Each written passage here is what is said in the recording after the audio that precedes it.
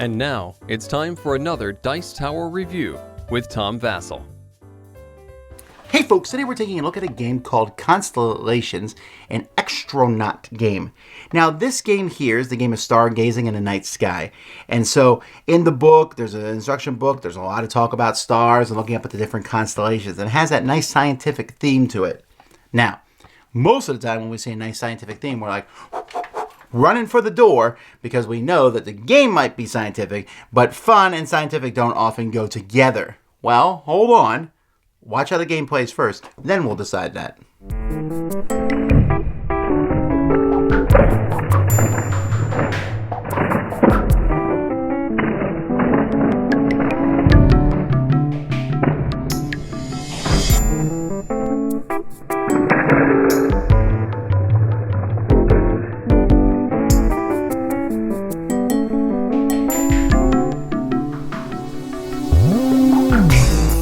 So each player is going to have a handful of cards that they're going to start with. These cards are going to show different types of stars. So I have a 1F card. I have two cards that are 2K stars. An O star, which is a wild. You can see about the colors on it. And I got a double beat. It's actually a pretty good opening hand. There's also the deck of these same cards with 5 placed in front.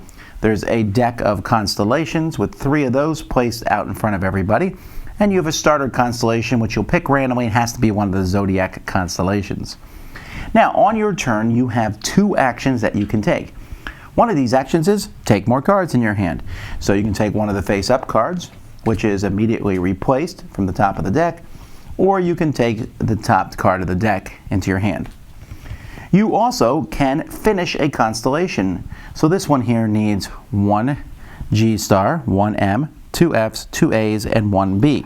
So I'll look through my hand, and if I can pull that off, I will discard those cards and build that constellation. Now remember, I can use an O card as a wild card. It's a wild thing for anything. And you can also play 3 of the same star as a wild for something else. I could play 3 Bs as an A, for example. Once you do that, you're going to flip the star over and add it to the constellations out here. You're going to score points. So if I finish this one, it's worth 10 points. If it's next to Leo or Boots, I will get an extra 2 points, which it's not because there's only Gemini out there. But you'll notice there's little gems on here. I want to match as many of these gems up as I can. If I don't, I'm going to lose points. So when I build the star, I put it like, let's say I put it like this. I then would flip it over like this, sorry. And then it would connect. And you'll see I connected 2 orange ones there. And so I'm going to get 2 points for matching those.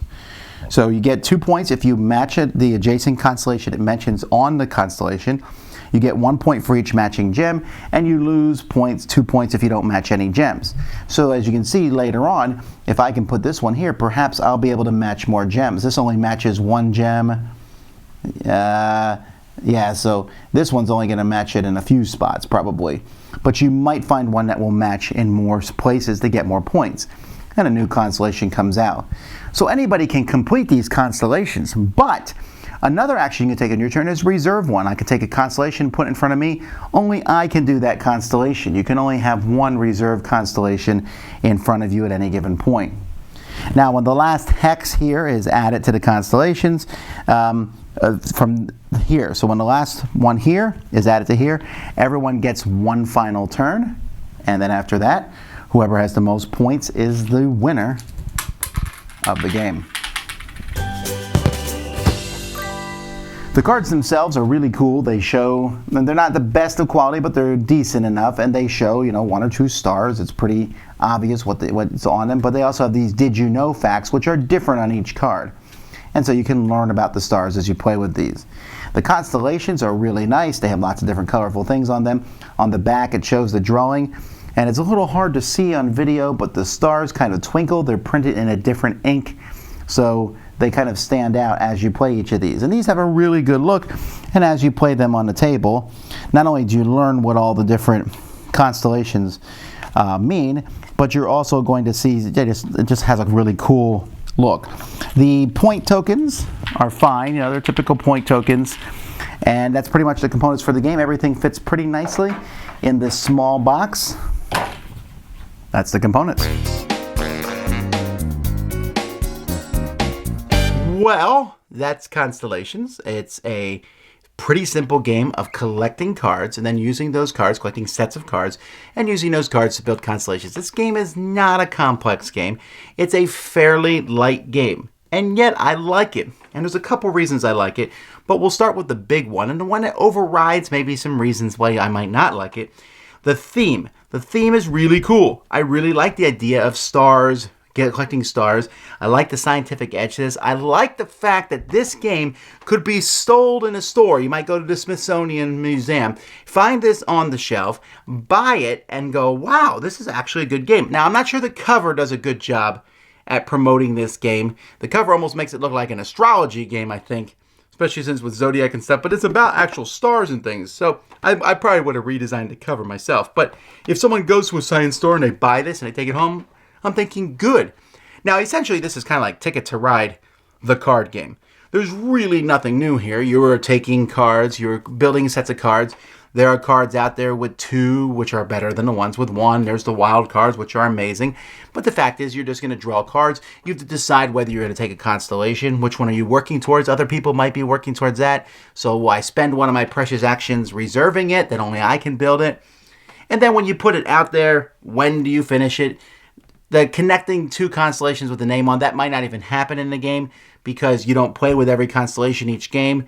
So the constellations you want to connect to may not be out there. And then attaching the jewels, that's a minor thing, but it's kind of a fun thing to do as you sit there. The game is a really pretty game as the board expands and you have the constellations. The cards look cool, and it just has an easygoing flair to it. This is the kind of game that they should sell at Walmart and that people can play because it'd be like, hey, educational and fun.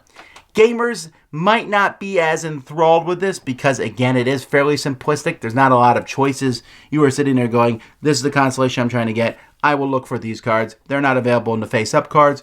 I'll draw from the top of the deck. So I'm not going to say this game is like phenomenal or fantastic, but it is a strong contender. And because of the theme, because I think, you might be watching this and you might not know much about board games. And you might look at this and say, wow, that's a cool game about stars. You're right. It is a cool game about stars. Definitely check it out and play it. I think you'll have a lot of fun. Dice Tower Judgment, approved! Thanks so much for watching the Dice Tower videos. Find more great videos and reviews, as well as our top-rated audio podcast at Dicetower.com. You can also find other great shows at Dicetowernetwork.com. I'm Eric Summerer, and you've been watching The Dice Tower. The Dice Tower is sponsored by Cool Stuff Inc., where you can find great games for great prices. Cool stuff in stock. Check them out at CoolStuffInc.com. Shut the door.